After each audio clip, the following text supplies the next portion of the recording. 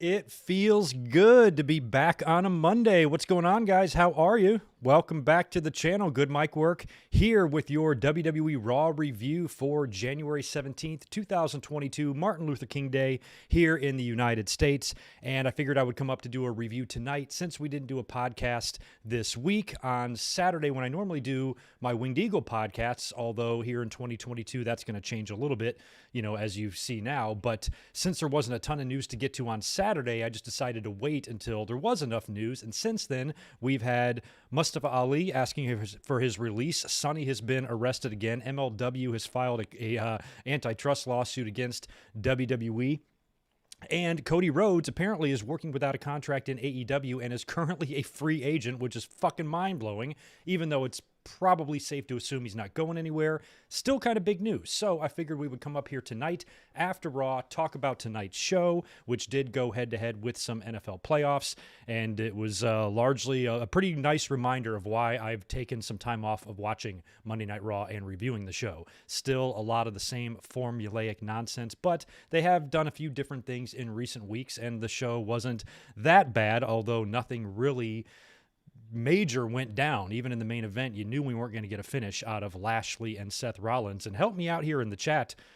I don't recall many Seth Rollins and Bobby Lashley matches. Have we gotten this before? I'm sure we have. We've probably gotten it 27 times. I just, for some reason, can't think of any instances where this match has happened. So I thought the main event looked good on paper, even though we knew that it was going to be a schmaz DQ something, because these two guys are both challenging for world titles at the Royal Rumble, and neither guy is going to take a clean loss right now. So we saw the Hurt Business get involved, and we saw the Usos get involved. So as we go through here, you're going to hear my thoughts on this ridiculous fucking brand split and why it just needs to end already, because I truly believe, based on what we've seen when you have recombined the rosters and you just start throwing the Raw and SmackDown rules out the window, the show does benefit, and I think just does help having the rosters combined now. I understand 20 years ago you had to separate the brands because WWE bought WCW and there was a monopoly. We got AEW now, and WWE has shedded over 100 pieces of talent in the last 24 months.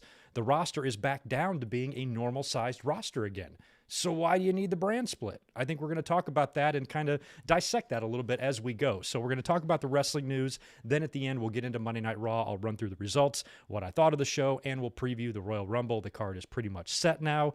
And we'll try to speculate a little bit on who will be winning these Royal Rumbles, who will go into WrestleMania to face the champs, and what will happen at Crown Jewel, because the Elimination Chamber is going to be used at Crown Jewel probably to determine WrestleMania challengers. So most likely we'll get some stuff going down, some big stuff going down in Saudi Arabia ahead of WrestleMania. So we'll try to figure out what's going on. Does Seth or Lashley, does either of them have a chance to win the title? Is one going to win? One's going to lose? Are they both going to win? Are they both going to lose? What's going to happen there? We'll kind of shoot the shit and talk about that whole deal with the Royal Rumble tonight, as long as the audience holds up. I haven't been out here on a Monday night in quite a while, so we'll see if anybody even gives a shit to hear about Monday Night Raw tonight.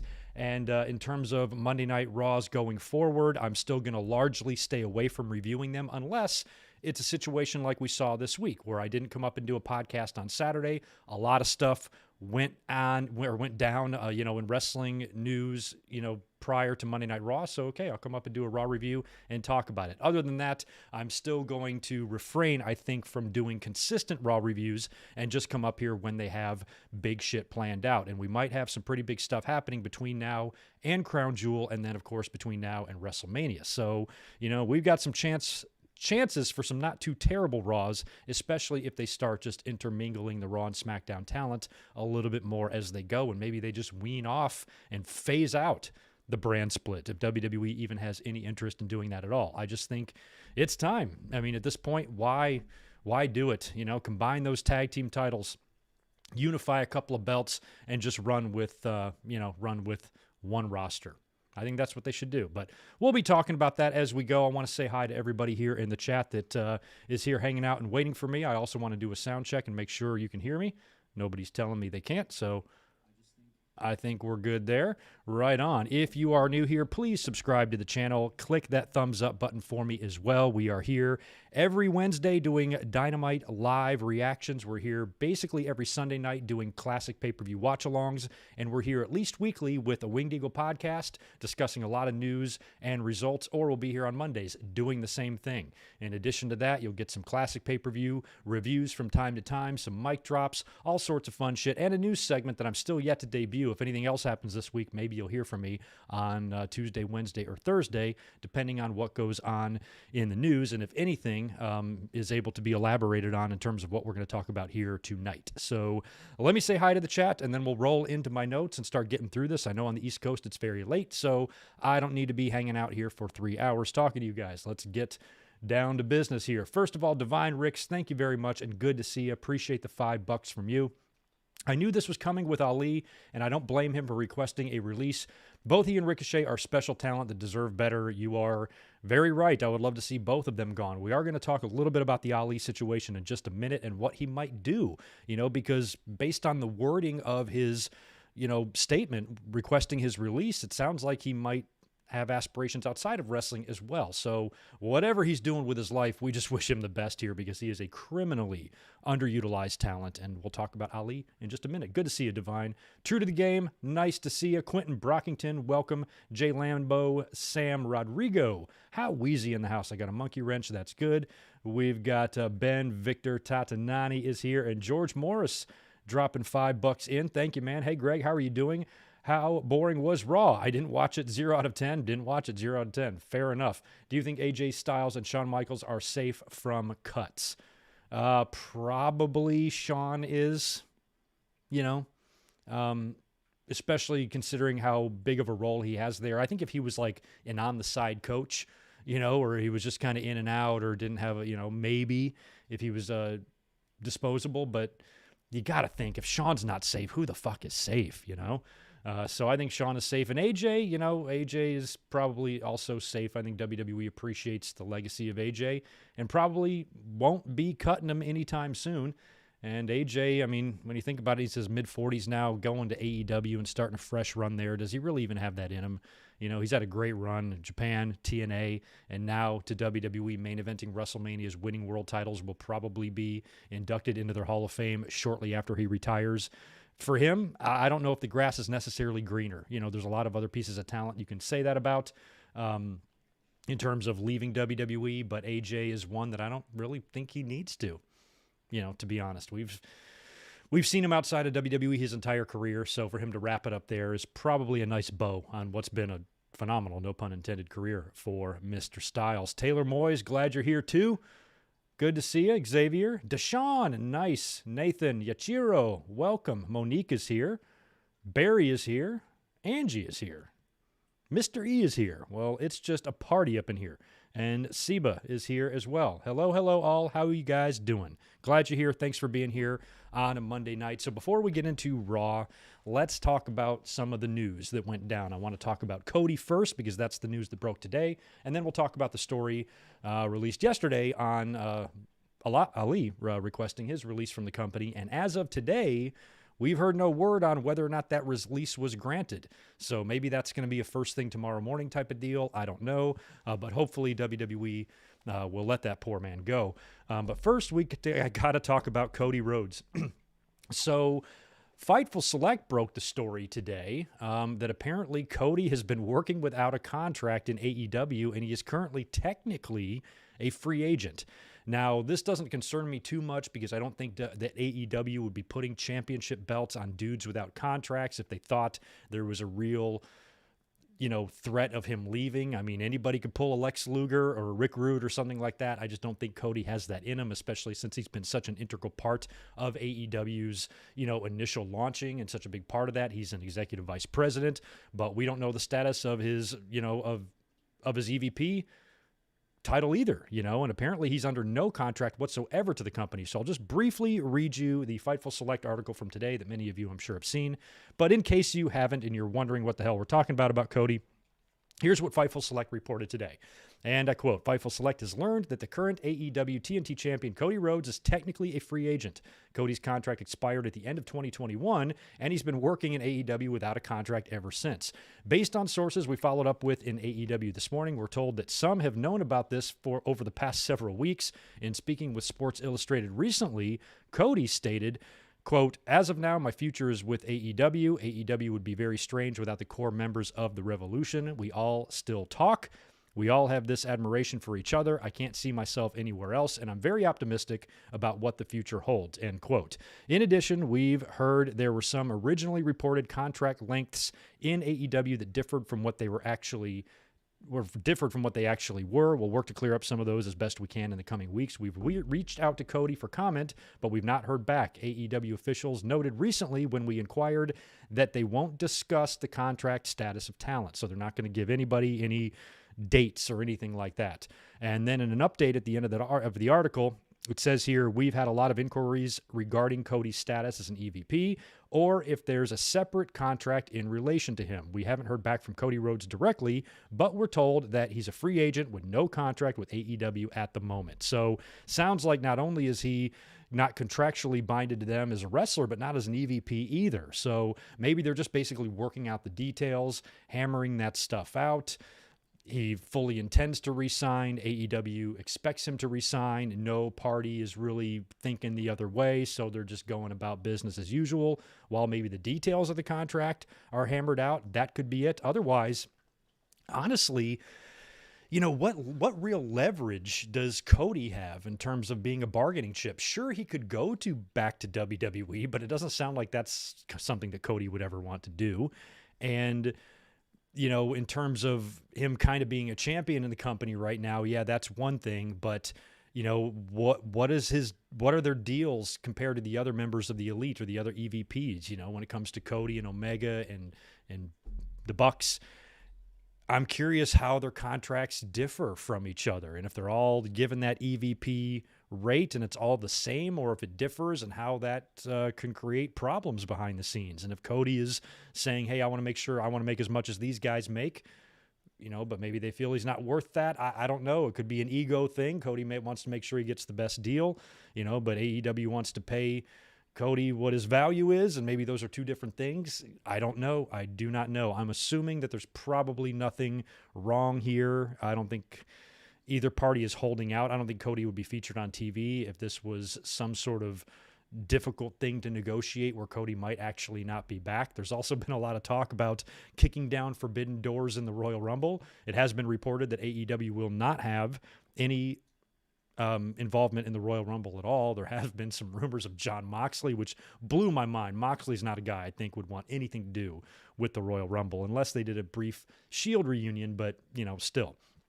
Jericho would be an interesting one because he was recently on Broken Skull Sessions, so he's already stepped over, but apparently there is going to be no involvement there at all. However, Cody is technically a free agent. Technically, there would be nothing stopping him from turning up as Cody Rhodes or Stardust or something like that, but I personally don't see it happening.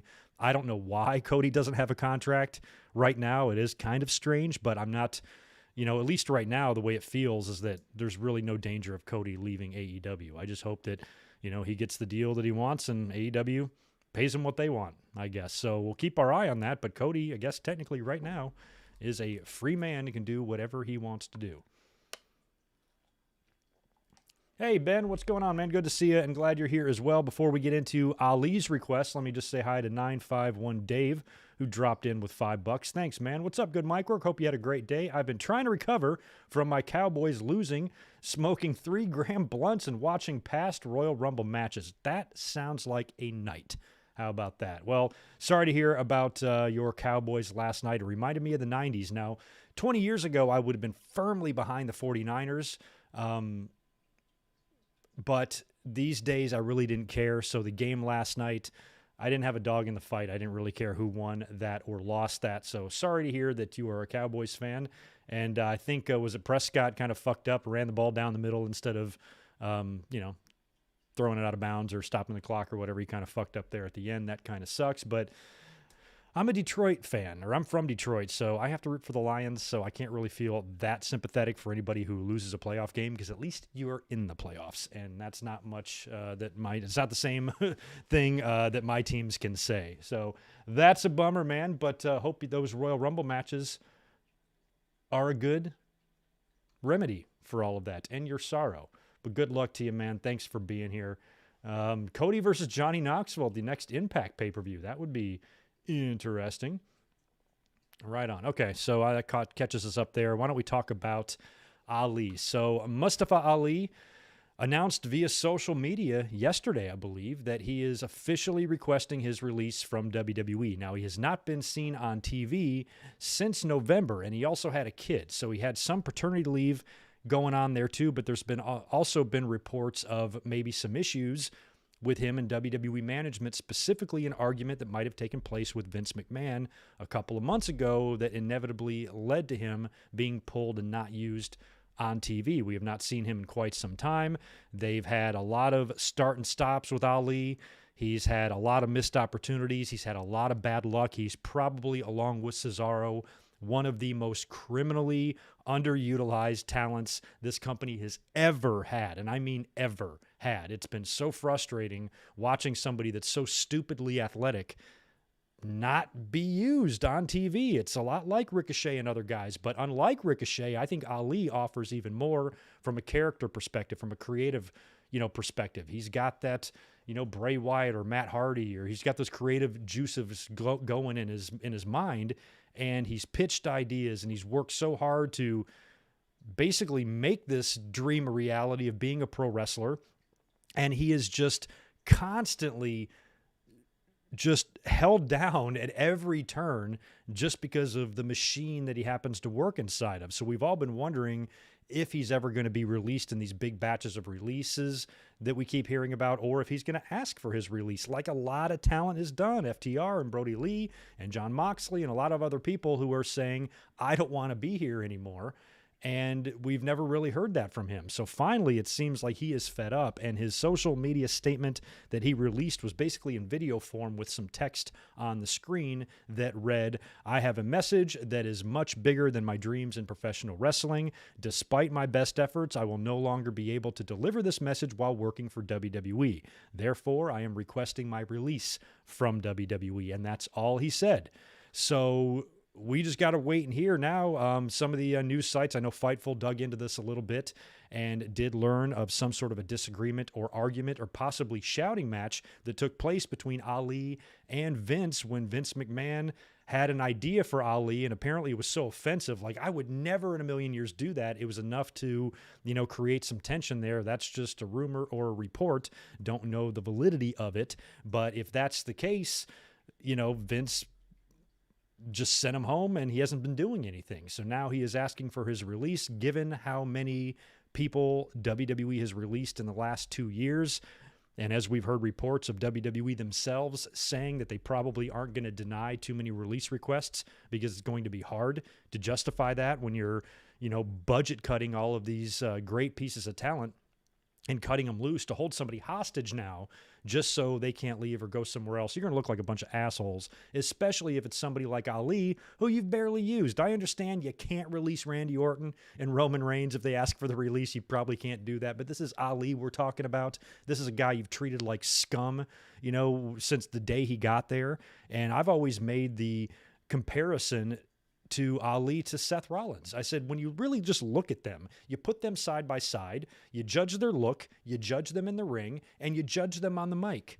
I know I'm asking you guys this in the chat too. Tell me what Seth Rollins offers that Ali does not. Now, granted, right now, Seth Rollins is doing, I think, the best work of his career. I'm loving this crazy suit wearing, dancing Seth Rollins. He's terrific. But prior to this, when he was champion as a babyface, he was really failing to connect with a lot. I mean, I think a lot of wrestling fans appreciated him in the ring and thought he was great. But once he won the title a couple times, once he beat Brock twice, the honeymoon was over, and now fans are looking for a reason to tear him down. And now all of a sudden he's boring. Now all of a sudden he's not connecting. Now all of a sudden he's bland. When before he was champ, everybody thought he should be champ, right? So really, when you think about it, what does Seth have that Ali does not?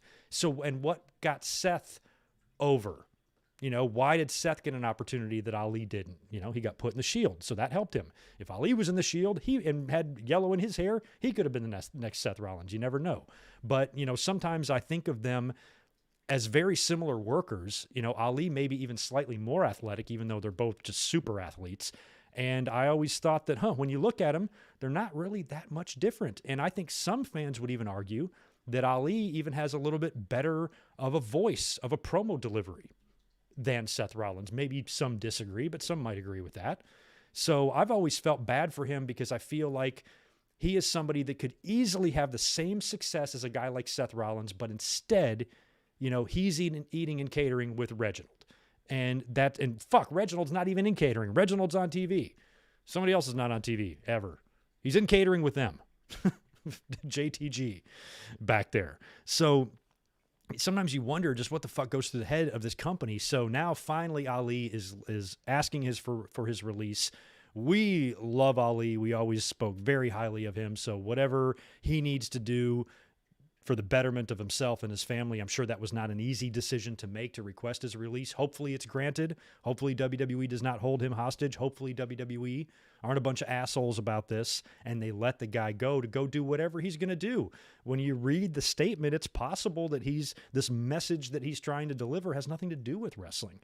And he might be looking to, I know he's auditioned for some movies and shit like that recently as well, so he might have some other aspirations. He might be so turned off by the business because of his time in WWE that he needs to take a year or two away from it before resurfacing. Or he might just want to get out of there and go to AEW. It could be any of those things. So, when it comes to AEW, we say this a lot. They shouldn't be signing every single piece of talent the WWE releases, but when there is a guy like that, that's somebody you don't just have sitting out there, So if Ali does want to stay in wrestling and WWE grants him this request, then, AEW is, I believe, the place for him, even Impact. However, if he's looking to get away from wrestling for a short time before maybe inevitably returning to it, because I don't believe a guy as talented as Ali, granted, I don't know him, and I'm not inside of his head. I don't see how you can be that good at something and that talented and not continue doing that, So if he does have non-wrestling related interests, hopefully wrestling is something that he continues to do either on the side or in conjunction with, or after a break comes back to it, balls to the wall. Whatever he does, we got his back here. Hopefully we get some news on the websites tomorrow that he has been let go and WWE granted this release and he can get on with his fucking life and do what he needs to do, because he has been more than patient. I think he's been more than professional. I think he's been more than, accommodating to all of the nonsense he's put through, with these ridiculous angles that begin and then aren't followed through with. And then when they give him something else, it's 10 times worse. He was the hacker, and then they never followed through with that. Then they gave him Retribution, which was a fucking joke from the minute it appeared on TV. But he breathed a little bit of life into what was essentially a corpse when it debuted, and then, when that disbanded, it really left him with nothing. A bunch of teases backstage about alliances with guys, but no ultimate direction. Never, ever had a direction when, he's probably got more ideas than half of the fucking creative team back there if you just let him, give some things a shot. So I think a lot of times if you want to be a creative person, even if you have just a barn burner idea, if you have, something that the fans will be interested in, even if you can convince WWE that this will be good, they will ruin it. They will ruin it with their WWE-ness. And if you're trying to make something like Retribution, look like, some sort of Antifa group or whatever, and you want to keep that real, and they might have achieved that like the first day, cutting out the power to the arena or whatever, but you immediately just fuck it up and make it look so dumb and so goddamn cheesy. The little guy with the chainsaw coming out and cutting the ropes off and everything. It was just like, oh my God. So I think that they ruin great ideas. Great idea. WWE is where great ideas go to die. If you have a great idea, I'd be doing that shit outside of WWE, trying to get yourself over on your own. A lot of guys are using social media and Twitter as a way to build their angle and build their storyline. Look what Matt Hardy did. Look how crazy he got, out from underneath WWE's creative shit umbrella that they just spray and, and unfold over everything. It's crazy. So I just hope that he's happy, whatever winds up happening. And if WWE does keep him on, maybe they give him a pitch. Maybe they say, all right, hey, we'd like to keep you on. What do we need to do to keep you here? Do they care enough about him to ask him that question? Do they say, okay, we hear you. You say that you can't deliver your message while working for us. What do you need us to do so you can deliver that message? Because we like you enough to keep you. We want to keep you. You know, does that conversation even take place? Or is WWE like, oh, fuck it? That creative team, they just, without even knowing their names or seeing their faces, they just seem like they're 12 monkeys back there. So at the end of the day, what do they even fucking care, about Ali? It's the fans that really want to see this guy featured more and can see what he's made of, where, the writing team doesn't know the names of their champions. My God. So anyway, best of luck to Mustafa Ali. We love you. And wherever you land next, can't wait to see you back in a ring. Hopefully it's sooner rather than later. Should we talk about our friend Sunny? Tammy Sitch back in jail briefly. She was arrested again.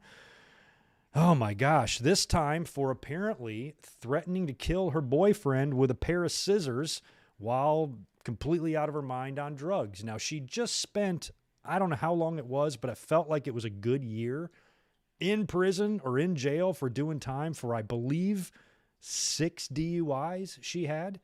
She was also arrested probably 12 times in the last 10 years.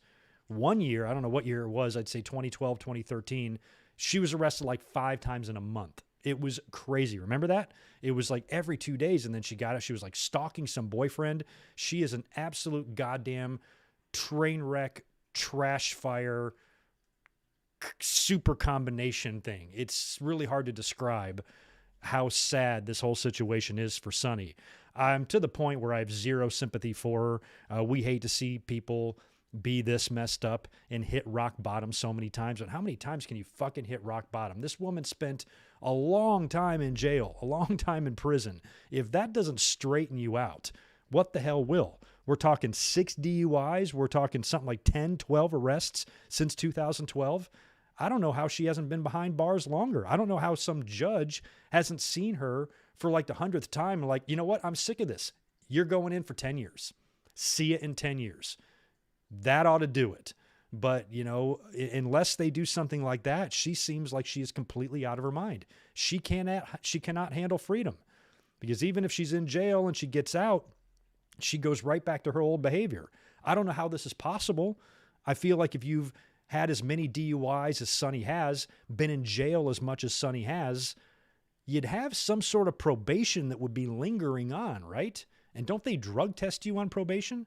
How is she able to avoid, not being busted by her probation officer for being on drugs and being sent right back to jail? How is that not a part of her probation?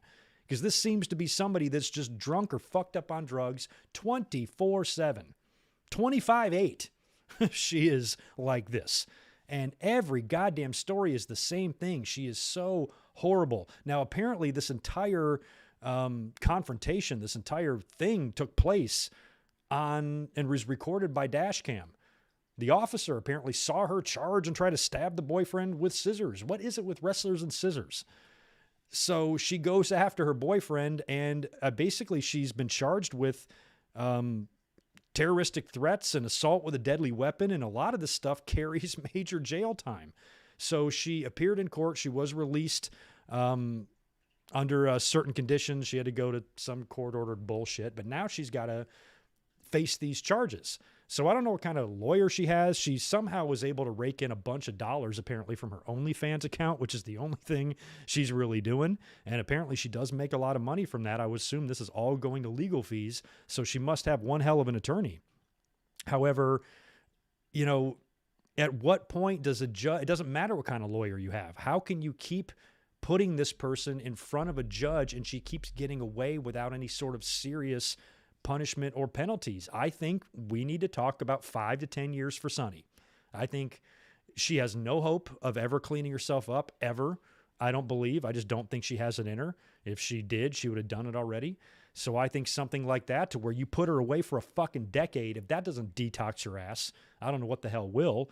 Maybe she'll come out and she'll have no choice but just to be clean and better. And maybe in there she'll fucking find religion or find whatever the fuck you need to find to not be such a goddamn train wreck, because I don't want to read the headline, Sunny found dead in her home.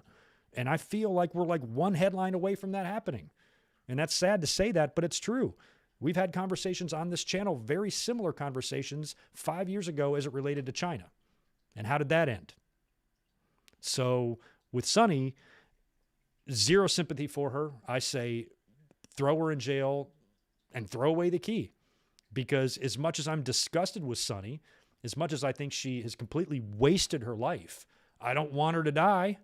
So I think the only thing that can really straighten her out at this point is some serious goddamn jail time. So I hope that when she faces these charges, she is convicted of every single one of them and given the max sentence consecutively. And she has to serve those one after another. Hopefully it will total 5 to 10 years. Hopefully she'll come out of there, in her 50s or whatever, or maybe close to 60 by that point. And she can, have a pleasant final 20 years of her life where she's clean, sober, happy, and at peace. But it doesn't sound like being in jail helps either. She was in jail for a year. She came out. She's just as fucked up as ever. So I think it's going to take some serious time. But it doesn't sound like she can function in society. She cannot function amongst people and around the temptations of alcohol, drugs. I don't know why men keep dating her. Every one of her arrests, go back and look at the arrest records over the last 10 years. Just about all of them involve some boyfriend. So she's fucking out of her mind. They probably have these crazy knockdown, drag out fights, and they're screaming and yelling, and she's nuts and psycho and fucking psycho. So, Sunny, get your act together. You were an absolute disgrace and a terrible representation of wrestling. They should yank that Hall of Fame achievement away from you. If they took Hogan's away and guys like that, then Sunny absolutely needs to be removed from the Hall of Fame, because I think she's a fucking disgrace, and she's a black eye in the industry. And she was a horrible person when she was in it. She was a trendsetter. She was the hottest thing going. I thought Sunny, back in 1996, I don't think there was a woman on this planet that was hotter than her. However, remember when she managed the Smoking Guns? Remember that brown outfit? But that being said, she's a black eye in the business. She's somebody I don't think of very fondly at all. Because even back then, she was a piece of shit. What she did to Candido, and cheating on him and fucking Sean in front of his face. Trash. Trash, trash, trash. So, Sunny, get your act together. Dude, don't. I guess at this point, we don't care. We just don't want to see you dead. We'd like to see you alive and happy and at peace and not a psycho. So let's try to de-psycho yourself, if that's even fucking possible. I think we're way past jail time. I think we're talking voltage at this point. Plug her into a machine. Shock her ass back into sanity. I don't know. But getting really sick of seeing Sunny arrested stories, because she's fucking terrible. Fucking terrible. Sunny, I hope you're watching this. You're terrible. Get your act together. Anyway, we will move on to the next piece of news here in just a second, but I see super chats coming through my peripherals, so let's knock those out right quick. Spaz Phoenix, what's up, dude? Thank you for that $10. Head over to Spaz Phoenix's YouTube channel right now and subscribe to his ass. He's got a cheap plug coming in. Last week's Dynamite and a commentary on The Open Door are up now. I'm on Rumble as well as YouTube and a bunch of podcast platforms. Hope to see you all there. Cheers, Greg, in the chat. Go check Spaz out. Those are good podcast platforms. Veer for number 30, says Spaz, with 2 more. That's awesome. Thanks for the 2 more bucks. I think at this point, maybe he should be number 30, although all of those vignettes say he's coming to Raw, not coming to the Royal Rumble. So he might. I've said all along that he should debut on SmackDown, just for shits, just for S&Gs. Why not? It's the worst that can happen. There, my stream kind of froze. I just want to do a refresh there. All right, we're caught up there on the chats of Super. Sunny sucked in ECW. She was okay in ECW. I mean, she was great back then in terms of that time period, and getting close to the Attitude Era, the edgier content.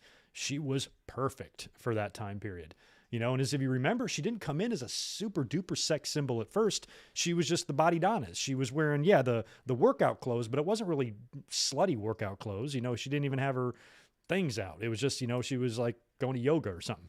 It wasn't until I think Vince, of course, drooled all over her and realized that he wanted to feature her more, where she started, doing the photo shoots and dressing up more and being more of a sex type of symbol in WWE, where she had been doing that a little, in USWA when she was Tammy Fitch with Candido and stuff. So, yeah, she was something else back then, but my God, what she has done with her life is extremely sad and fucking depressing, I'll tell you. Thanks for 2 more from Spaz Veers coming to the Rawel Rumble. I can't even say that. Rawel Wumble. Yeah, that's what he's coming to. By the way, if you're in the chat right now, if you could hit the thumbs up button for me, I would appreciate it.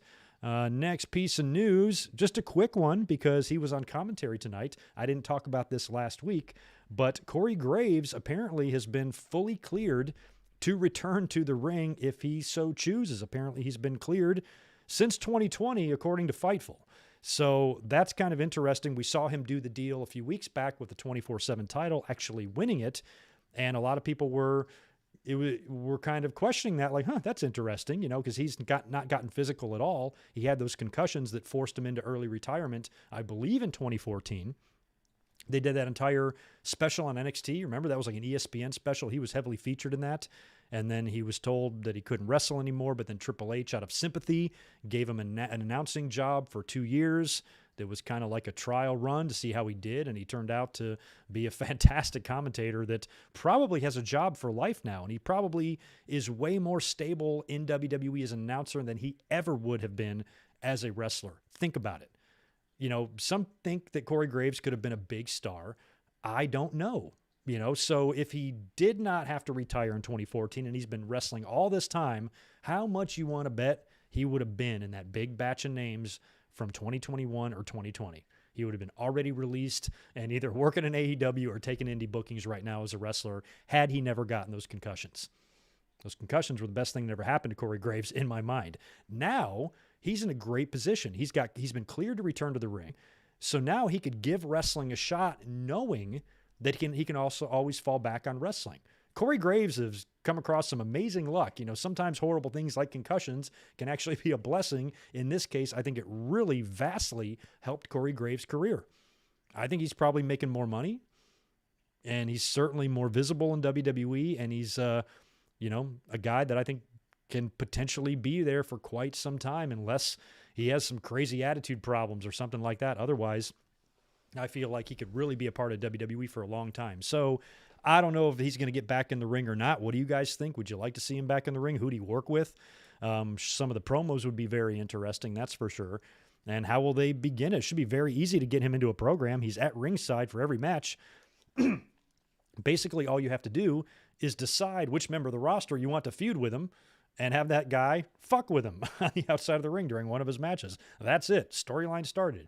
So if he is going to give another shot at wrestling, we could see that this year. I think it would be cool if Graves did something like Jerry Lawler did in 1997. Now, we just watched the Royal Rumble 1997 last night. Thank you to everyone who joined us for the watch-along. That was fun. And during the match, Lawler is one of the entrants in the Rumble, but he's on commentary, and he gets off commentary, gets in the ring. Brett hits him with a punch, and he eliminates him immediately, and he has amnesia and forgets the whole thing. I wouldn't want to see Corey do that, get in the ring and get eliminated immediately. But if he hopped off commentary, and got in the Rumble and stayed in there for 15 minutes, maybe 20 minutes, I think that would be kind of cool. Him come in as a surprise. I don't know who's going to be calling the Rumble as the Rumble is going on, but I think it would be great if Corey was. And he takes off the headset. You ready for this, Michael Cole? And he takes off his headset. The crowd goes nuts. He gets in the ring. And let's say he does it early. Let's put him in at like number 5. And have Corey Graves. This would be a great way to establish him if anybody's questioning his ability from a physical standpoint. If you put him in the Rumble and you stick him in there for a half an hour, and then when he gets eliminated, fans are going to appreciate that. They're going to give him an ovation on his way to the back. Or if it's a quick elimination, he could hop right back on headset and continue calling it. But I think it would be cool if he jumped off headset, got in the Rumble, and then somebody got in his place. Pat McAfee took his place during the Rumble, and you give Corey Graves a decent amount of time in the Rumble to where fans are like, wow, good for him. That's the way I'd do it. I'd have him come back in the Royal Rumble. So whatever Corey Graves does, he may be itching to get back in the ring. Maybe it's WWE that's hesitant because they don't really want to use him as a wrestler. They probably prefer him as an announcer at this point. But, I remember watching him in NXT. I thought he was okay, but he wasn't one that was super standing out to me, to be honest. So I think that's why I'm a little hesitant. Not sure how he would be in the ring, but he could completely prove me wrong. I think his promo skills and how long he's been in WWE now, understanding the system and stuff, that will all help him, greatly with what he does in the ring and that sort of thing. So we'll see if he comes back or not. If he does, do you want to see him back? Who would he work against? What would he do? And I think Royal Rumble could be a good test. Dip your toes back in that wrestling ring and see how it feels. Be a perfect way to start. Oh my God! So we got to talk about this Toronto Star article on AEW competing with WWE and WWE's amazingly jaw-droppingly hilarious hypocritical response to this. Has to be read to be believed, but basically. In short, you guys all know the story, I'm sure, by now, because it came out a couple of days ago, but there was an article in the Toronto Star that basically talked about WWE's new competition, AEW, and that AEW, I think there was even some wording in the headline, like, is AEW beating WWE at its own game, and just basically talked about the fact that the WWE has got competition now for the first time since 2001 and how that's a pretty big deal and how we've seen the wrestling business change due to this. So it was just an article about that, but because of some of the wording in it, and they dared to say that AEW might be beating WWE at its own game, they decided to respond to this, but it was how they responded that was so ridiculous. So basically, it was an exclusive response directly to the Toronto Star regarding this article where WWE just, they pontificate in this moral high ground bullshit that was so funny to read. And they were referencing the Penelope Ford, Bunny versus Tay J match that we had. Ty Conti and Anna Jay and the Ford and the Bunny on Rampage on the 31st on the New Year's Eve show, where all four women spilled a lot of blood. And they went on to call this match and describe AEW as being gory self-mutilation. They said, when you look at the gory self-mutilation that took place on the December 31st event on TNT, we here in the WWE, that sounds like something Stephanie McMahon would say. We don't believe that brutal display is appealing to the sponsors or the partners or the venues or the children or the general public or whatever. Basically, like acting all high and mighty, like, oh, we would never do that type of content. And they go on to say, probably realizing their own hypocrisy there, they go on to say that they did do an edgier content back during the Attitude Era, but that was a different time, and that type of content wouldn't be acceptable in society today. I largely agree with that. However, they are full of shit when they are acting like that was the only time they've ever done fucked up stuff. They've done fucked up and offensive shit way before the Attitude Era and way after. What this comes down to is basically WWE, it reeks to me of like insecurity. You see that? We used to have a president that did that. If anybody spoke out against him or anything like that, all of a sudden it was full lash out mode, downplay mode, insult and it's just insecurity. You can't take anything. You just freak out. So when WWE makes these type of comments, I'm like, why did they even choose to respond to this? Why would they even fucking care? And to use this reason for why AEW is a completely different product than them, and we do completely different things, which they do completely different things, but they are two professional wrestling companies, so naturally they're going to be competitors even if they do different shit. Hell, UFC's not professional wrestling, but it's a direct competitor to WWE. I always believe that it has been. So for both of these companies to insist that they're not really competition is bullshit. They are competition. Yes, AEW is an alternative, but they're also competition. They're an alternative. They do what WWE does, but in an alternative way. So fans can go there if they're sick of WWE's formulaic nonsense.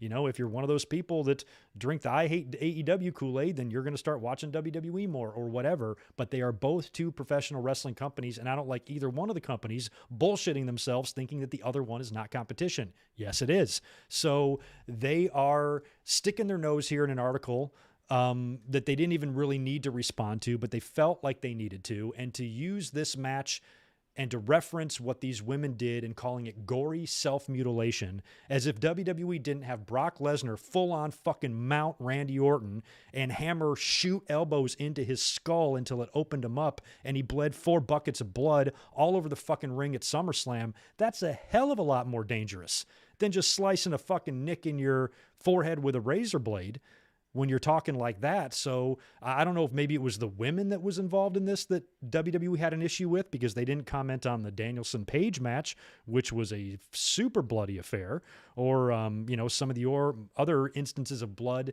that they've had, because AEW, I think a lot of fans believe, I kind of do too, they go overboard with the blood a bit. I don't like not seeing blood at all, but I don't like seeing too much blood. And AEW could pull it back a bit, I think, and I'd still be fine with the amount of blood that they use. It might even be safe to say they use too much. But for WWE to act like this is something that personally offends them and they would never do as a company, go fuck your mother, Vince McMahon. My God, that is an unbelievably arrogant and hypocritical fucking thing to say. And it's not the first time this has happened. Vince McMahon did the same thing to Ted Turner way back in the 90s when they were trying to do the AOL Time Warner merger. And Vince McMahon, you can read this thing. There's screenshots of this available online. Vince McMahon sent a letter to WWE basically saying the same thing, using the same words. He used the word self-mutilation, talking about all the blade jobs done on WCW Nitro, probably Flair. I don't know what he's referencing there. In 95, in those early days of Nitro, it's not like there was a ton of blood. So I don't know what he's talking about. Maybe he's talking about an uncensored pay-per-view or maybe a pay-per-view. I don't know. But Vince McMahon already, tried to pull this card with Ted Turner all those years ago because he knew, that he was trying to do whatever he could to hopefully not have that merger take place, which it eventually did, probably right after this. But Vince has tried to play this card before, and WWE constantly tries to go around and undermine everybody they can to continue their fucking bullshit monopoly on this business. And I don't even mind if WWE wanted to respond to this article, but they have to understand how ridiculous they sound when they use that match as a reason to thumb their noses at the product that AEW has, when they were doing all the same shit way after the Attitude Era. Even as recent as a few years ago, there have been some unsavory things on TV. So having some blood in a match like that, all of a sudden, is you find that you find that so far away from what you do that you basically criticize and demean and downplay that form of entertainment, when I think AEW does a lot of things right. Could they tone down the blood? Sure. They absolutely could tone down the blood. But there are some times when the blood has worked very well. It worked like a charm in the Thunder Rosa and Britt Baker match. That match made Britt Baker a star if she wasn't already one. What about Hangman Page and Danielson? That was the perfect time to use blood. But they do go overboard with it sometimes. There have been plenty of matches. I think Cody and Dustin a couple years ago had way too much blood in, and I know there's plenty of other examples where guys are maybe just blading for the sake of blading. Fair enough. Fair point to make. But to act like it's some gory self-mutilation, you want to talk about gory self-mutilation, Vince McMahon? Think about where you're going for a pay-per-view next month in Saudi Arabia, and all these women that had their genitals mutilated in that fucking country. There's your self-mutilation, ass bag. So I just found it silly and ridiculous. And even though you might have a point about the blood, for them to specifically reference that match and say they don't believe that children and the general public want that type of content, well, clearly they do, because AEW's only been around for 2 years and they're getting about 60 to 70 and sometimes more % of your rating. What's Raw pulling in? 1.5? What's Dynamite doing? 1? Not that far off. So I think that WWE just hates it that another company might actually be decent at a few things, and they're doing whatever they can to scramble around and make themselves look good. They're like the bully on the playground. They're like the arrogant bully on the playground who's so fucking insecure that they constantly have to do their best to hold down and downplay the achievements of others because they have no confidence or security in their own damn selves. And that's the way this comes off to me. So I found that whole situation to be ludicrous and funny at the same time. And it was pretty fun to read some of the Twitter chatter about that all weekend long. So WWE, fuck you. Speaking of WWE, the MLW lawsuit, I don't know, man. You guys read that this week as well, right? So MLW is actually filing an antitrust lawsuit against WWE. This thing is 19 fucking pages long that references all sorts of stuff, including, interfering with media markets and TV deals and contracts of wrestling talent. They kind of stuck their noses in the deal with MLW's deal with Vice. There was a deal to run, one show with the potential to do more. And then Vice was told that Vince was pissed about it because Vice, airs those Dark Side of the Rings and shit. And that kind of scared them away. And a lot of this stuff is mentioned in the lawsuit. But really, I didn't read all 19 pages of it. But based on what they're accusing WWE of, even though there might be a couple of offenses that WWE actually did here, I don't know if this is a cash grab for them, if they talked to some lawyers and said, hey, we could probably get a settlement out of this without this even having to go to trial. That's a big risk to take, especially with the lawyers you're going to have to hire to go up against McDivitt. You got to really be banking on the fact that you're going to win some sort of a settlement here, and that's going to help your company, because based on the allegations in the lawsuit, it sounds to me like they are suing WWE for being WWE. A lot of this stuff is shit WWE has always done. They have always gone out of their way to try to fuck with other companies. Before the pandemic, they were doing this. They were basically trying to spread themselves out across the globe to where anything related to WWE, anything related to wrestling, they were going to own. Running indie shows on the network, and they're setting up a WWE NXT UK because UK wrestling was hot. So let's just take all those wrestlers too. WWE Japan, and going all over the place to basically just own wrestling in general, just hoarding talent, signing talent by the dozens. Anybody with a name rep, anybody with a following, anybody that's, created any sort of buzz for themselves at all, let's hire them, let's bring them in and see what we can do. And I think they've been doing that a lot. They've been doing it since back in the day. Vince has been doing it since the 80s. All the shady shit that went on there with the Black Saturday stuff and then the Survivor Series and Starrcade, Vince threatening the cable companies to not let them carry WrestleMania if they aired the NWA's pay-per-view, shit like that. These are dirty tricks that WWE has always done. I would like to think that one day some of these things would catch up to them, and maybe they did violate some sort of antitrust laws and they might get stuck with something. But in terms of that, a small victory for another promotion or a lawsuit against WWE, I feel like based on the WWE's track record in lawsuits, which they have actually had a couple of losses in recent years. I will say that for them. But largely, they are usually able to avoid any sort of serious damage here. So based on the report and my basically illiterate knowledge of law, I don't think MLW has too much of a leg to stand on here. And I think at the end of the day, this is probably not going to end well for them. I think the best they have to hope for is maybe some sort of small settlement with WWE. If it does turn out that they violated something, maybe to avoid consequences, they can just pay them off to shut them up.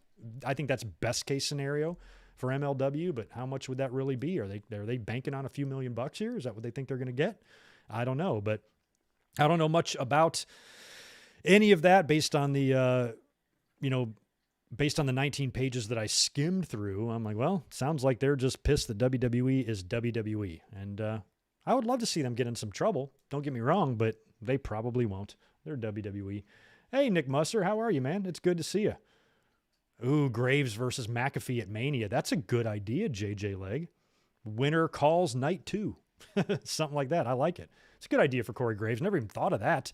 You could have, that's what you do. You have Corey Graves and Pat McAfee with Michael Cole in the middle, and the two of them just fucking jawing at each other, and it leads to a match. I don't know, though. Corey might be in some trouble. McAfee is damn good, and he's a real athlete. So we'll see. Good idea, though. So anywho, that kind of wraps up the news. Nothing else to get into there, so we might as well roll through these Raw results. We won't spend a ton of time on Raw because the show was, largely skippable. I have not watched Raw very consistently since late November. I was just fed up with the show. We were coming up here doing Raw reviews. Nobody was in the chat. It was miserable. I was wasting 3 hours jotting down notes for a show that was making me fall asleep. And I was like, I just need to get away from it for a while. So we've decided to no longer do the consistent Monday Night Raw reviews. We're not going to do these every week, but you are going to see me sometimes, especially if I don't do a podcast on the weekend.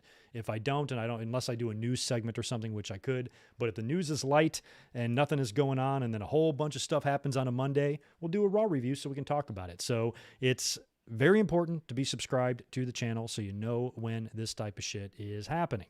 So with that being said, let's talk about the Raw. We opened up with Becky Lynch coming out to cut a promo. Now, last week on Raw, Doudrop won the #1 contenders match against Bianca Belair and Liv Morgan. She was the one I was rooting for because Liv already had a couple of shots on Bianca.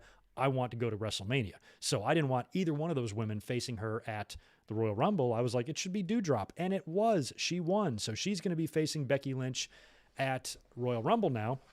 Becky comes out and she starts taking credit for Doudrop getting the title match because I think I didn't watch Raw last week, but I think she was out there, might have played a role a little bit in the finish because I don't think Becky wants to face Bianca. So she kind of stuck her nose in there, got Doudrop a victory. She took credit for that, went on to shit on Doudrop and her name and said somebody else named you because Eva Marie, who's no longer with the company anymore, gave Doudrop her name. But I was like, that's a silly thing to shit on Doudrop for because Becky, someone gave you your name too, Larry Bexter. So Becky Lynch ain't your real name. So who the fuck named you? So I kind of thought that was funny. Doudrop, of course, comes out because why wouldn't she? This is WWE. The way it works is somebody comes out and cuts a promo and then somebody interrupts and then sometimes somebody else interrupts. So Doudrop is out. She said that if Becky's plan was to face her instead of Bianca Belair, that's the biggest mistake of her life. Then Bianca Belair comes out. She declares that she is entering the Royal Rumble. No shit. How would you even not be in the Rumble at this point? If you're a woman on the roster, you're going to be in the Rumble because they don't have enough women to fill the damn thing out. And then after that, of course, Liv Morgan comes out and says that she's also entering the Rumble. And then we get a tag team match set up after the commercial break. Bianca and Liv Morgan teaming up to face Becky and Doudrop. So they are together now. Match goes on. Becky has got Liv Morgan down. I think she hits her with the, what's it called? The one-man slam or whatever the fuck it is that she has. Hits Liv with that thing. And then Doudrop comes in and breaks up the pin. So Doudrop breaks up her own partner's pin and basically lays Becky out, goes to pin Liv Morgan, but the ref's like, you're not legal. You can't pin her. So she drags Becky Lynch's completely unconscious body over to the corner, lifts her hands up, tags it herself, gets in there, big splash to Liv, and gets the win. So I kind of thought that was funny. And then as Becky is kind of laying in the corner, she's in prime bonsai drop position. So Doo-Doo Zuna gets up. That's what Becky Lynch called Doudrop, by the way, Doo-Doo. So Doo-Doo Zuna gets up on the second rope and bonsai drops Becky Lynch. She should use the bonsai drop. It's effective. And put the kibosh on Big Bex. And, of course, Becky and Doudrop face for the title at the Royal Rumble. And I have no doubt in my mind that Becky Lynch will beat her. Because if you don't do Becky and Bianca at WrestleMania, then I don't know what you're even doing, man. We're then backstage. Edge is back there with Beth Phoenix. Beth and Edge are going to be doing something with Miz and Maurice later on, but they're basically just hanging out backstage. They run into Reggie and Dana Brooke. They both give compliments to them. And then they come and run into Damian Priest, who has kind of been an edgier lately. It's really funny how as soon as he put on eyeliner, all of a sudden now he's a scary, tough guy.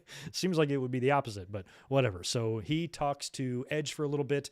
Edge gives him his props, and Priest acknowledges that Edge is a legend and he would like to pick his brain a little bit and get some advice on what else he needs to do to really get to the top of the mountain. He's already wearing championship gold. And Edge starts to talk to him. He's like, man, just keep doing you. Just keep doing your thing. I'm really impressed by you. I think you're doing everything right. And then there's some sort of, I don't know, it was a text message or something, but Maurice wants to talk to Beth Phoenix in the ring. I forgot how that was delivered to Edge and Beth. So Beth is like, okay, I'm going to go talk to her. And Edge is like, something's up here. They're trying to ambush us, so I'm going to go with you. And he's like, hey, Priest, is it cool if we do this later? And Priest is like, yeah, cool. Priest is then approached by Kevin Owens, who says he's looking forward to their match later on tonight. So we've got Kevin Owens and Damien Priest coming up later on. But first, Kevin Owens is going to have a Kevin Owens show segment with his buddy Seth Rollins as the guest. So Owens comes out to the ring. He's still rocking the tie. He looks great. And he goes on to praise Seth Rollins, says he will beat Roman Reigns for the Universal title at the Royal Rumble. And he also declares himself as an entrant in the Royal Rumble as well. So he then brings out Seth Rollins. Seth is in a ridiculous suit. He's dancing. It's all the love here. I kind of like the friendship sort of between Kevin Owens and Seth Rollins, even though you know it's going to implode, especially if Seth wins the title and then Kevin Owens wants a shot. So as they're in the ring, Damien Priest comes out to the aisleway and calls him a couple of delusional idiots and informs Kevin Owens that the match they have scheduled for later on is now going to happen right now. So we go to commercial, we come back, we get Damien Priest versus Kevin Owens. Kind of a good match here. I actually enjoyed this one. Owens survived a bunch of near falls as well during this. And at the end, he kind of got a interesting victory here because he kind of fakes a knee injury, and Priest is immediately not buying it. He even says to the referee, I don't believe him. But Owens is still able to sucker Priest in close enough to hit him with a stunner, and he pins him and wins the match. So yet another champion is pinned in a non-title match. And I don't know if this is going to lead to maybe a U.S. title match between them at the Rumble. Maybe they'll work some double duty, to beef up that undercard. I don't know. Or if that's just something that will be going down on Raw. Not sure. But since he got the victory here, I think they'll probably run this one back with Priest winning it when the title is on the line. That would be my guess. Because if it's up to me, I don't really want Owens anywhere near the U.S. title. I want Owens going for the world title, going for the Universal title or the WWE, whatever happens to be on Raw. Because as Owens during the Kevin Owens show was talking about Rollins and his title shot against Roman Reigns, he said, or Seth Rollins said, that if he wins the title, he's going to stay on Raw. He will not move to SmackDown. So there's a really good chance here that WWE is setting up a belt swap again, where the Universal could be coming back to Raw and that thing could be turned red again, and the WWE title could maybe be heading to SmackDown if they do it that way. Because the reports were saying, I think Meltzer was the one that reported that Seth Rollins was scheduled to win the title at day one before Roman couldn't make it and they changed directions. So maybe this is their way of kind of resuming that by having Seth Rollins actually beat Roman Reigns for the title. What do you think? Who's going to win between Seth and Roman and Lashley and Brock? Are we seeing one title change, two title changes, or no title changes? What do you think? I have no idea. So I'm sure we'll get something else between Owens and Priest down the line, but it sounds like we could be getting the belts moving around, and it would be really nice, like I said, if they would just do away with the brand split altogether, which I'll talk more about here in a minute. After that, we go backstage. Nikki Ash is interviewed about her breakup that she had with Rhea Ripley last week. She snapped. She kicked the shit out of Rhea Ripley. I was hoping that would lead to her ripping off the mask, tearing off the outfit, and becoming Nikki Cross again, but she's still wearing her ridiculous costume. And she basically just says that she's mad that Rhea Ripley broke up the team and they've got a match later, so Rhea better watch out. Then we get the big graduation ceremony. Now, last week we had a big upset. Alpha Academy beat RK Bro for the tag team titles, so now we get a graduation ceremony for Otis, graduating from the Alpha Academy now that he's a champion. Gable has a great speech, and when I was listening to Gable speak, by the way, they came out in cap and gown, all red, podium set up in the ring, the whole nine. And when Gable is speaking, he does kind of resemble a little bit of Kurt Angle, in his speech and stuff. And I just wonder, when I hear him talk, I'm like, this guy is an Olympian. He's an unreal athlete. He's an amazing professional wrestler, and he can talk. Will somebody explain to me why he's not main eventing pay-per-views? I have no idea why somebody like Gable shouldn't be in a spot at least close to what Kurt Angle was. There's never going to be another Kurt Angle. I don't think Gable is as good as Kurt Angle, but I think Gable is about the closest thing we currently have right now to a Kurt Angle. And I think that he absolutely should be used way more and given more important championships than the tag team titles. That's my opinion anyway. So they do their whole speech. Otis graduates valedictorian, and they're celebrating or whatnot. Riddle comes out to the stage. He's wearing a blue cap and gown, and he wants a rematch for the tag titles. He's rambling and saying a whole bunch of pot references and shit or whatever. So he's going on. And Gable basically says that he's not smart enough. He's a fucking moron. We're scholars. We're smart dudes. I'm not going to give you a championship rematch unless you pass a couple of tests, including a mental aptitude test. While you're a particular individual in jail. Anybody know what that is from? So Gable says that Riddle's got to pass a mental aptitude test. Riddle's cool with that. He kind of coaxes Otis to come out of the ring and attack him. So Otis leaves the ring, starts going after Riddle. And when he does that, it leaves Gable in the ring alone. Randy Orton comes in from behind, hits him with an RKO. They dispose of Otis and Gable, and Riddle and Orton then put on the cap and gown, or Riddle's already wearing it. He makes Orton put one on, and he does. He cooperates, puts the cap on and everything.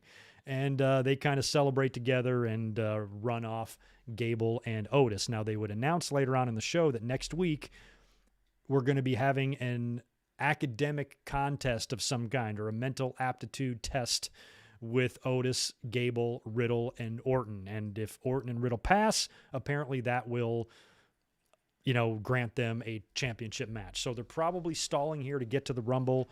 I think that they should probably schedule the tag title rematch for the Rumble.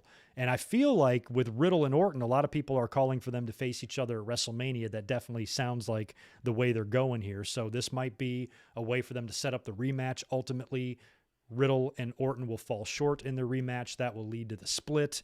Although, WWE moves awfully fast now with their storylines. WrestleMania is a ways off still. You still got Crown Jewel and all this shit.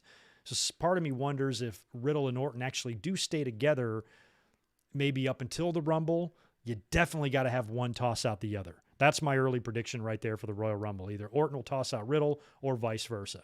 Then both guys might be in the Elimination Chamber in Crown Jewel.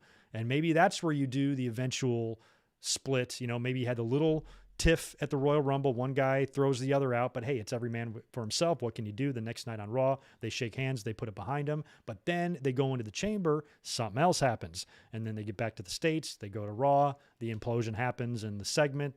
Randy Orton or Riddle snaps on the other, beats the shit out of them, and boom, there you go. WrestleMania, Orton and Riddle. It'll probably be something like that, but I feel like first they have to get past the tag team titles. So I think they either win them back only to lose them again, or they just don't win the rematch at all and they never see the tag team titles again. But either way, I kind of feel like an RKO explosion is definitely set for WrestleMania. Here's a match I hated. Austin Theory getting a clean win over Finn Balor backstage. It's Austin and McMahon, which cracks me up. Not exactly the Austin and McMahon that I remember. And, of course, McMahon and Theory have been having these little segments every week where McMahon is trying to mentor him. It's very strange camera angles that they're using. Like when Vince is talking to Austin, they'll do these weird cuts and these close-ups of their face. It's very bad. It's so bad. I mean, I'm glad for Austin Theory, the fact that he's working with the boss, in terms of what it's going to do for his career, especially if he becomes a star one day. They're going to look back, on this day. What if Austin Theory becomes, the next Roman Reigns, and in 20 years he retires? He's going to look back and talk about his time with a now deceased Vince McMahon and how that made him tearful and everything, So, it could be huge for him. So I'm glad that he at least gets to interact with Vince, but these segments are terrible. And the advice that Vince is giving Austin Theory is even worse. And this expect the unexpected shit and taking the selfies, it ain't for me. And I like Theory. I thought he was hilarious in the way, but I much preferred Theory with the Garganos and Indy Hartwell than I do with Vince McMahon. So Vince tells, this is graphic as hell, especially when you think about WWE's response to AEW calling them gory self-mutilation. Vince McMahon then tells this kid that's a third of his age that if he doesn't go out to the ring and beat up Finn Balor, that he's going to beat him up. He's going to drag him in his office and kick the shit out of him, literally, where it's going to be blood, snot, and broken teeth laying everywhere. Vince's exact words. Okay, Mr. Gory self-mutilation, what the fuck do you call that? So they go to the ring now. It's Theory and Balor. Austin wins, hits that ATL finisher thing, and beats Finn Balor, and then hits him with another one after the match and takes the selfie with him and wins. So that made me barf. After that, we get the Nikki ASH and Rhea Ripley match. Of course, a lot of revenge here on the line. Rhea Ripley does a pre-match promo. She's pissed, and she's ready to fuck Nikki up. So Rhea comes to the ring first. Nikki comes out. Before anything can really happen in the ring, Zelina and Carmella come out. Now, the only thing I didn't like about this is that Nikki and Rhea were both in the ring. Rhea Ripley was standing closer, and Nikki ASH was behind her. I don't know why Rhea didn't try to, if she's so pissed, why she didn't go right after Nikki and teach her a lesson then. Who cares about Carmella and Zelina? To actually turn your back on them was pretty fucking dumb. And Carmella and Zelina, they talk. I hear nothing but blah, blah, blah, blah. The only thing I did notice is that I even put this on Twitter because I guess I didn't notice it before. I didn't realize that Zelina was going in and out of her British and Brooklyn accents on purpose. I thought she just doesn't know how to speak with an accent, or it's such a bad accent it sucks. I didn't realize she's trying to do the King Booker thing where she will come out of it in mid-sentence. And I heard her do that. And I even put that on Twitter. I'm like, did she just change from a British accent to a Brooklyn accent in the same sentence? And like 3 people were like, yeah, dude, she's been doing that. So that goes to tell you, that just shows you how much I don't pay attention to wrestling promos because nobody ever says anything. I don't give a shit. So I have no idea what Carmella and Zelina even said. All I know was probably fucking dumb. And as they're flapping their gums, Nikki finally attacks Rhea Ripley from behind and takes her to the outside, rams her up against the steps, and I guess the match never even starts. I think it's thrown out or a no contest. I didn't catch a result on that, but I don't believe that match even began. So that was that. Reggie took on Omos one-on-one. This was scary. Poor Reginald. He's out there, of course, with Dana Brooke, who's the current 24/7 champion. Before this match can really get started, the 24/7 jobbers run out there and chase Dana Brooke away, leaving poor Reggie in the ring to contend with Omos himself. Now, Omos, as much as I like him, he's bad, real bad in the ring, about as bad as I've ever seen. But he's too big not to like just want this guy to make it and get a chance. He still gets a reaction from the crowd, and I think when somebody does pick him up, slam him, pin him, whatever, it's going to be a big deal. But until then, you got to do your best to hide his, or limit his ring work or whatever. Luckily, something like this with Reggie, he's going to look great because Reggie's going to just bump hard for him. And it was pretty much a squash. He just killed him, picked him up right away, slammed him down in his move, and pinned him. And that was the end of that. After that, we got the segment where with Maurice is in the ring, she wants Beth Phoenix to come out because she has to talk to her about something. And one mother to another, come out here, mother to mother. I feel like I got to talk to you about something. She said that like 3 times in a row. So Beth comes out and she's got Edge with him. Edge said, you ain't going out there alone. Something's up. I don't know how stupid Ms. and Maurice think we are, but I'm not going to fall for this. And Beth starts coming out, and Maurice insists that Beth stays in the aisleway while she says what she has to say. She thinks that her and Beth should bury the hatchet and should be best friends, and they should be partners, and they should not fight each other. Maurice is scared shitless of Beth Phoenix. I would be too. I wouldn't want to fight Beth Phoenix. And her hair is crazy. I think her and Xavier Woods use the same guy. So she's out there looking like $1 million and badass. Maurice is pissing her pants in the ring, does not want to face her. And as we figured, it was a setup. As they get closer to the ring, The Miz shows up out of nowhere. I don't even know where he came from. I just saw him out there wearing all black. He looked like he was in Retribution. Tries to attack Edge. Edge stops him and nails him. At this point, Beth is in the ring going after Maurice, but when she turns around, when she notices Miz and Edge battling on the outside, she's distracted. Maurice grabs the purse that she was holding and nails Beth Phoenix in the back. Beth goes down like a ton of bricks, no pun intended, and you knew it was a loaded purse. Maurice and Miz leave through the aisleway, and they're like, should we show him? Should we show the camera? Like, we know there's a brick in there. Sensational Sherry used to do the same thing. I'm not fucking dumb. And of course, they reveal the brick in the purse. And as Bobby Heenan would say, you never know when you need a brick. And Maurice is smart, and she carried one with her at all times. And look at that. It came in handy.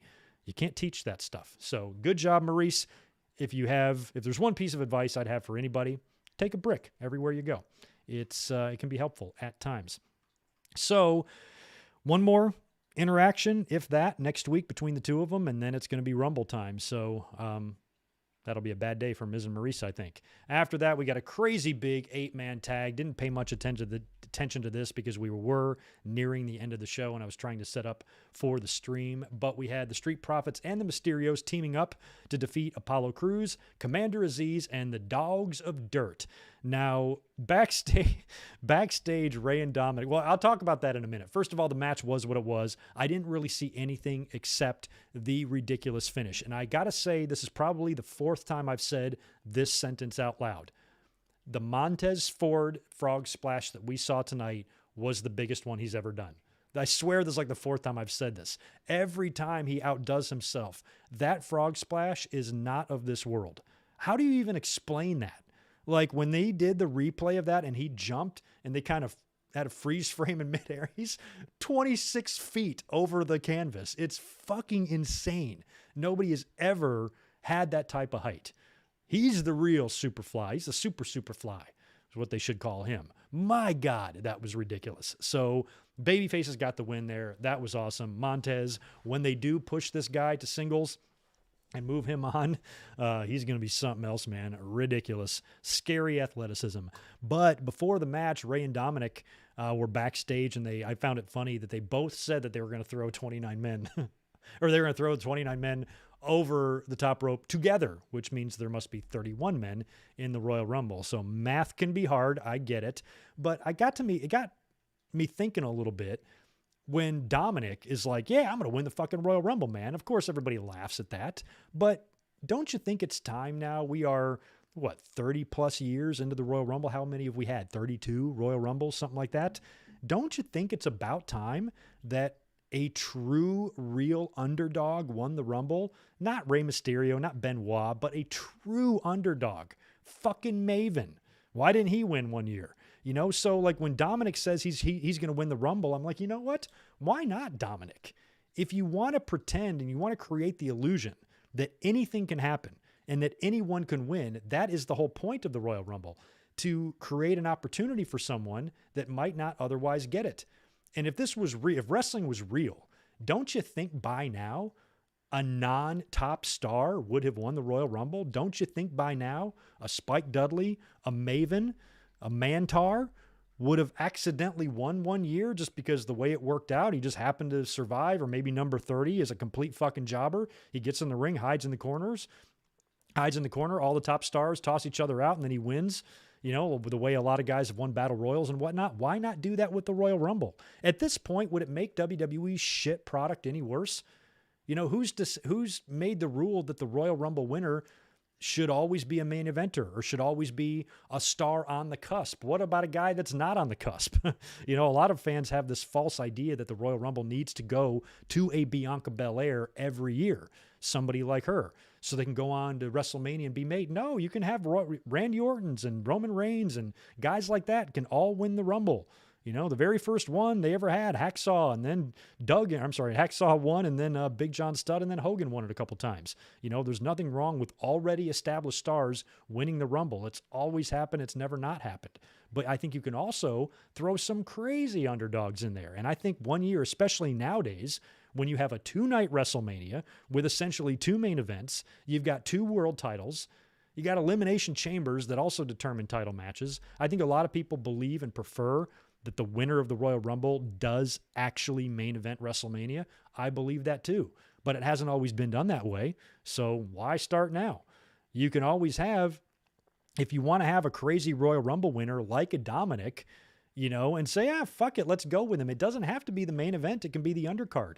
What about a year that you have like when Shawn and Undertaker wrestled, or when Roman and Undertaker wrestled and your main event was not the title?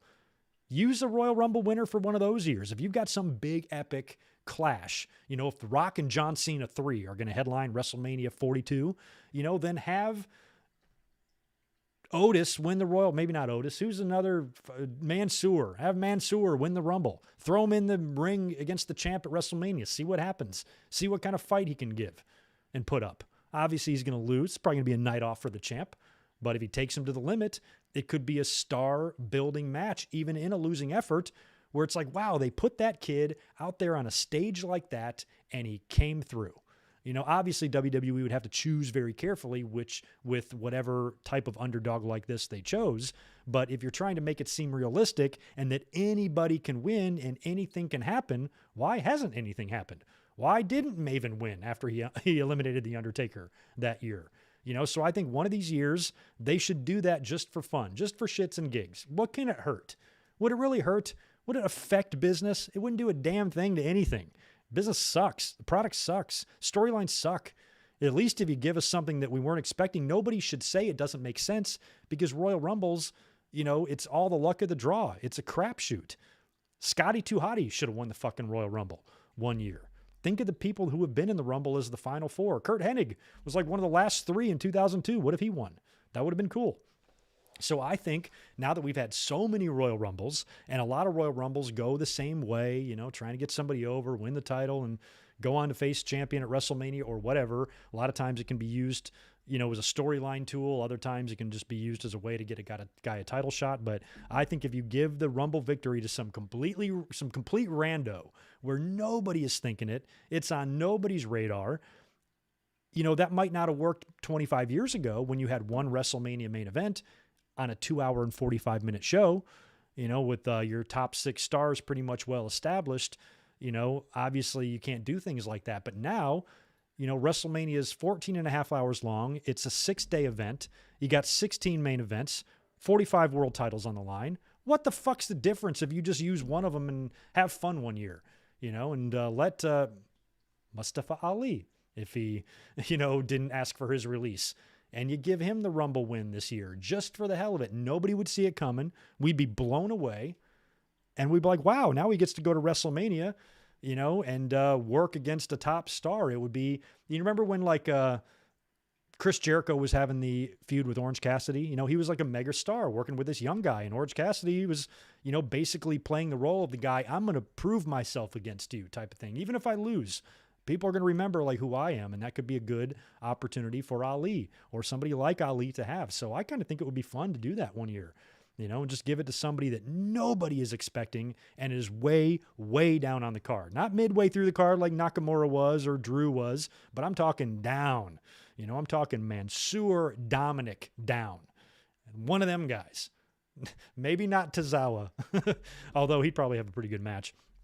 But somebody like that, and just do it for fun. Like, at the end of the day, what could it really harm, you know? And I think it would at least inject a little bit more realism into a product that doesn't have any at all. So anyway, just a thought. After the big 8-man tag, we had more Alexa Bliss therapy. I missed most of this as well because I was farting around here. Now, I saw last week where she went a little bit nuts. I don't think it's Dr. Shelby that she's dealing with. It's somebody else. She still seems to be missing Lily, who was torn up, and we don't know where this is going to lead and how this is going to affect her character, if they're going to continue with this craziness or if she's going to slowly transform out of this back into Alexa Bliss. I also think it would be fun to see Alexa Bliss and Nikki ASH hook back up in some capacity because they're both kind of out of their minds right now. They both used to be pretty much together. They were normal, and they're both batshit insane.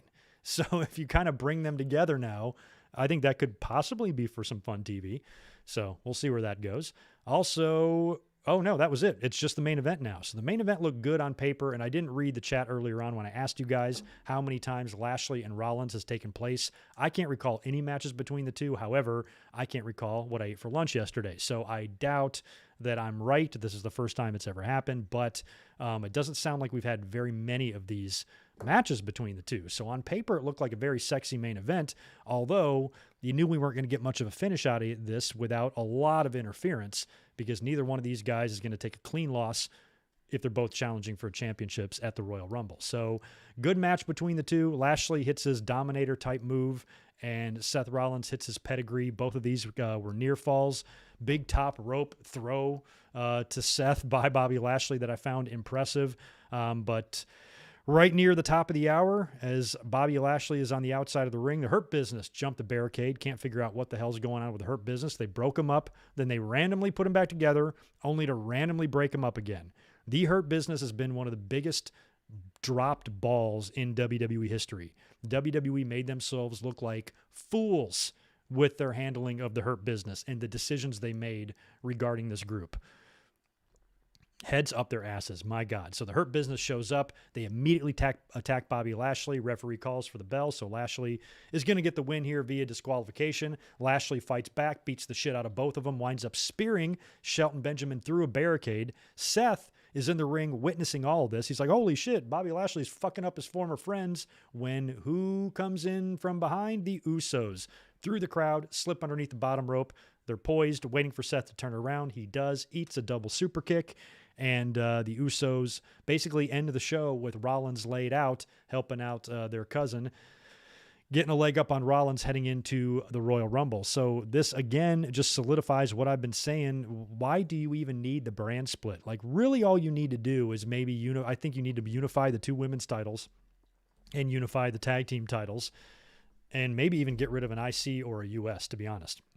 But if you did that, I think the product would be a lot better just having everybody on the same show now, because it's not like WWE gives opportunities to guys that fans want to see get pushes.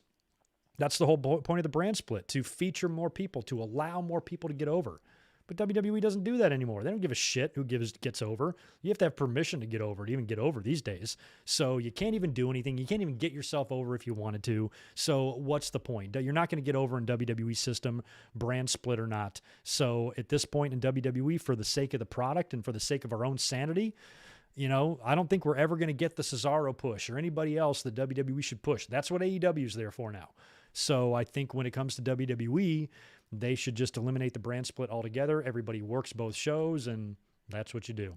So I think they should do that, because all this stuff is pretty intriguing. I love the Royal Rumble on paper. We'll run through the card right now, but these title matches look great. I mean, think about it. We got Brock and Bobby Lashley and Roman and Seth Rollins. Those two matches right there alone, make the pay-per-view for me, because it's very rare when I'm equally interested in both championship matches. Maybe more so Brock and Lashley, because we've never seen that before.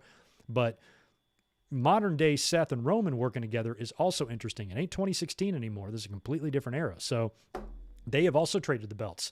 Rollins beat Roman for the belt. Remember? That was the night that the Shield won the title. All three of them won the title, or held the title on the same night.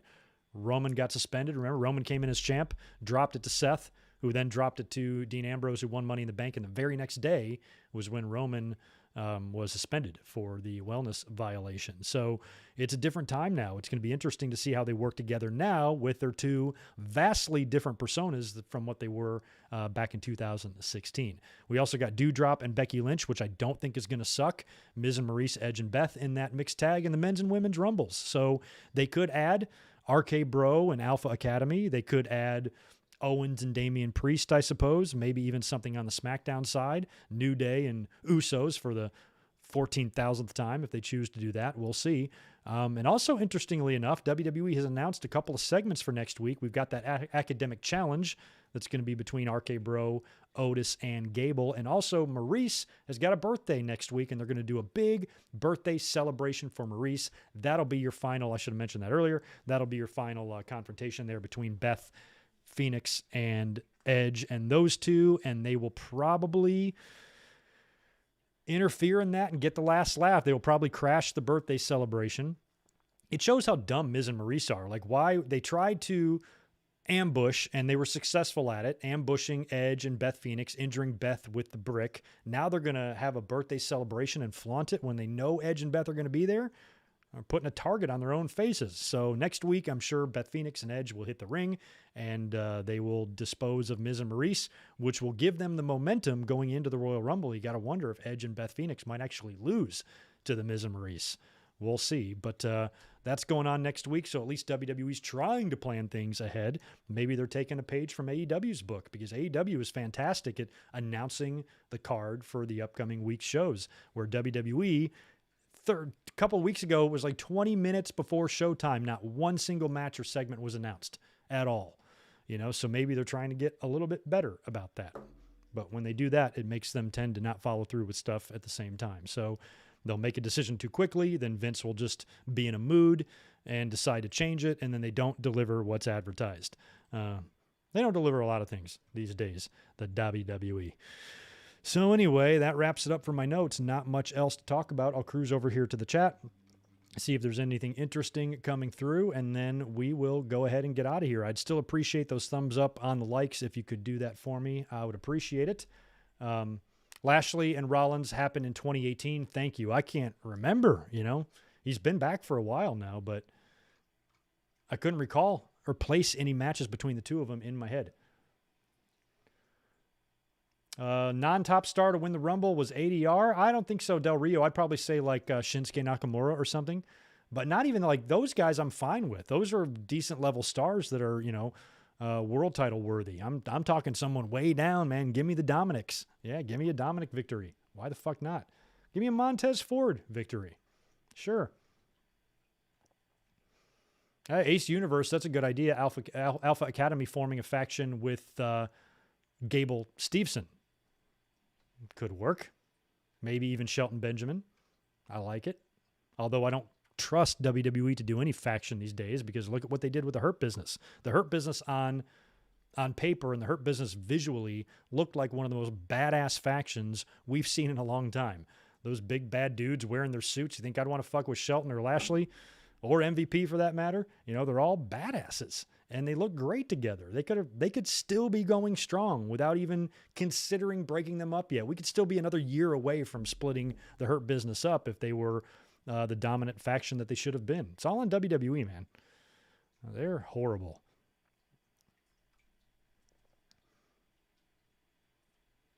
Oh, yeah, and transferring heat. Thank you for bringing that up. I forgot to mention the Bruce Pritchard stuff and the MLW stuff.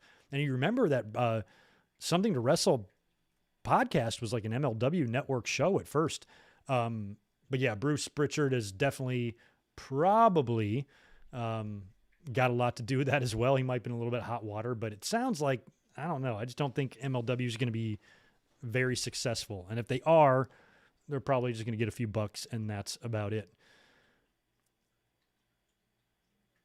No, Michael, I have not forgotten about the Lashley sisters. I remember them. Obstacle courses. Think about what he was doing when he came back. That shit with Sami Zayn and how dumb that was. It's nice to see Lashley, featured in a high role. Even last year when he won the title and the way he lost it, I was a little worried that he'd find his way back. I didn't notice Big E on the show tonight, actually. Everything's okay with him, right? But seeing Lashley now finally facing Brock is pretty awesome. They had a great little video package, hype package for the both of them tonight on Raw that kind of resembled the Rock-Brock stuff from back in 2002 before SummerSlam, but doing that like tail of the tape between Lashley and Brock, I thought was really good. So it is a match that I'm very curious to see. I don't know. Who do you think has the better chance, Lashley or Rollins, in winning the titles? And are we still going to WrestleMania to do Brock and Roman, or is that not what we're doing? I feel like we are. Brock's been on SmackDown face-to-face with Roman. They've had interactions, so I feel like, if not Crown Jewel, then definitely WrestleMania. And it would make sense if one guy wasn't the champion, because if Brock wasn't the champion or Roman wasn't the champion, they would have to go after the other guy's title. So I think after the Royal Rumble, it should paint a somewhat clear picture of what we're going to see, at least with Roman and Brock heading into WrestleMania. But the Rumble winner should be interesting too, who winds up coming out of that. So we will see. But anyway, that should do it for us tonight. Next time you're going to get me is on Wednesday. We'll be here for the Dynamite watch along, of course. I'll probably have some mic drops pulled from this episode thrown up on the channel as well. And other than that, I'm trying to think if I got anything else in the books or in the works. Oh, yeah, and we're going to be doing a live Royal Rumble watch-along this coming Sunday as well. I haven't decided which one. We might do 1992, but I'm going to think about that this week, and I'll maybe run a poll on social media. So if you're not following me on Twitter, do that, @GoodMikeWork. Shoot me a follow so you can participate in that poll when I chuck it up there. You guys take care. Have a great rest of your Monday night and a great rest of your week. And I will catch you Wednesday for Dynamite. It should be a blast. Thank you for being here. I'll talk to y'all soon. Peace.